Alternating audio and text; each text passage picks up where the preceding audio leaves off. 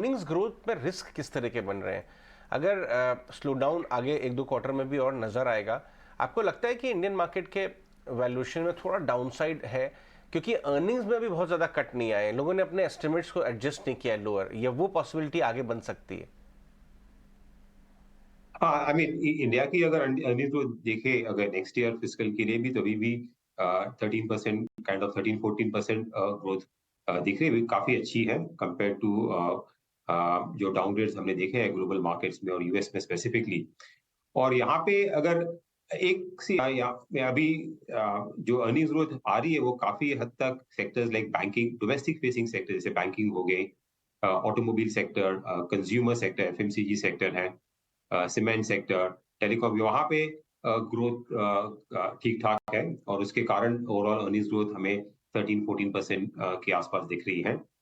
यहाँ पे अगर रिस्क हो जाएगा तो थोड़ा सा अभी जो इकोनॉमिक में रिकवरी दिख रही है, स्पेशली रूरल इकोनॉमी में हमें दिख रहा था कि यहाँ पे ये साल में अच्छी रिकवरी आनी चाहिए। बट एक तरह से जो अभी तक जो मानसून का जो अभी फोरकास्ट आ रहा है और एल निनो इफेक्ट जिस तरह से इम्पैक्ट आएगा, तो अगर वहां से अगर मानसून अगर नेक्स्ट ईयर अगर बराबर नहीं होगा और अनसीजनल रेन्स आते हैं तो रूरल इकोनॉमी में थोड़ा सा नेगेटिव इम्पैक्ट हो सकता है और जो रूरल डिमांड को जो पिकअप की अपेक्षा थी वो वहां पे डिसअपॉइंटमेंट आ सकती है और उसका इम्पैक्ट आ सकता है कंज्यूमर सेक्टर जैसे ऑटोमोबाइल सेक्टर, वहां पे डाउनग्रेड्स हो सकते हैं। तो वहां पे थोड़ी हमें रिस्क दिख रही है।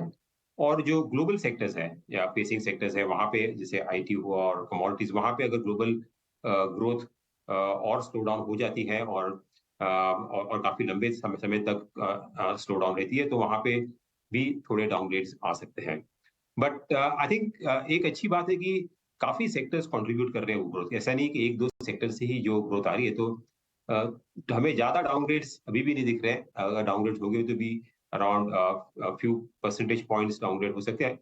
अभी भी लग रहा है कि नेक्स्ट ईयर की ग्रोथ अभी भी डबल डिजिट में हो सकती है। हालांकि थोड़ी 3-4 3-4% डाउनग्रेड्स की गुंजाइश यहाँ से हो सकती है। ये बताइए महेश, कि आपका व्यू ब्रॉडर मार्केट पे क्या आ रहा है? जो 18 महीने का कंसोलिडेशन देखा हमने, उसमें ब्रॉडर मार्केट तो शुरुआत से करेक्ट हो रहे हैं। इनफैक्ट अगर हम mid cap small cap index को भी देखें, टॉप से 25% 20% डाउन है, और individual counters more than half 30-40%। वहां पे वैल्यूएशन आर्ग्यूमेंट ज्यादा मजबूत हो रहा है क्या, specially domestic oriented mid cap small caps पे 2-3 साल का व्यू लेके? सो यू आर राइट कि मार्केट्स की जो ब्रॉडर मार्केट है वहां पे काफी मात्रा में करेक्शन हुई है। जहां जब भी रिस्क ऑफ होता है और लिक्विडिटी टाइटन होती है तो हमें दिखता है कि जो ब्रॉडर मार्केट्स है मिड कैप स्मॉल कैप में वहां पे ज्यादा करेक्शन होती है।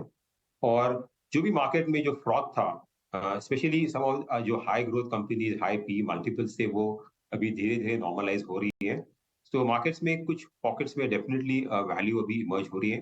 हालांकि कुछ से कंपनीज में अर्निंग्स की भी आई मीन कंसर्न्स आ रहे हैं, जैसे कुछ सेक्टर्स में स्लो डाउन हमें दिख रहा है। बट अगर हम यहाँ से मार्केट का अगर 3 साल का अगर व्यू लेते हैं तो हमें लग रहा है कि इंडियन इकोनॉमी जो है वो काफी मात्रा में रेजिलियंट है। ज्यादा हमें उसमें डिक्लाइन नहीं दिख रही है डिस्पाइट जो भी ग्लोबल ग्रोथ कंसर्न्स निकल के आ रहे हैं। और इसके कारण रखते हुए डोमेस्टिक फेसिंग सेक्टर्स है, स्पेशली जो स्मॉल कैप मिड कैप है, वो काफी मात्रा में डोमेस्टिक फेसिंग सेक्टर्स है। तो वहां पे ग्रोथ हमें मीडियम टर्म और लॉन्ग टर्म के हिसाब से ठीक ठाक होनी चाहिए।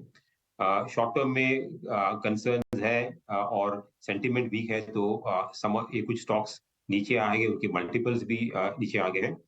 तो ब्रॉडर मार्केट में आई थिंक 3 साल के व्यू से आई मीन कुछ स्टॉक्स में जहाँ पे वैल्यूएशन कंफर्ट अभी आ रहा है, आई थिंक एक अच्छा मौका है बिल्ड अप करने के